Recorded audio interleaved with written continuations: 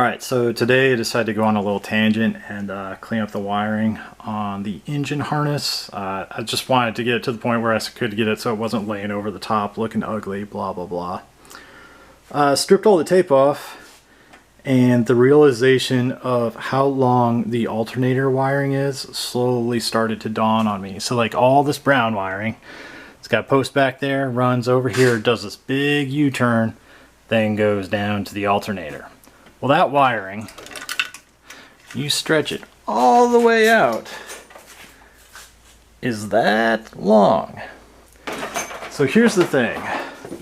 There's a little jumper that goes from the alternator to the starter, which is actually that. This, which I thought, all along I just assumed that was the pass-through, main pass-through. You know, basically I thought that was what that was, but I realized that really goes nowhere. It's just a jumper lead. So it goes down to the starter, but it itself is 12 volts.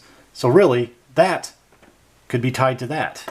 So instead of this much wire, you really only need about that much wire.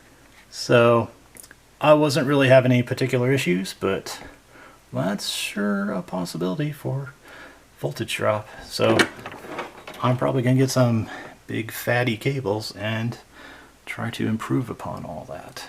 I know it's been done before, but whatever. Here's a video. So addendum to the previous video, since this is a big fat wire that's going to the starter, has 12 volts to it, it's also tied to the battery, you can probably literally just move this from there back to where the alternator wiring comes in.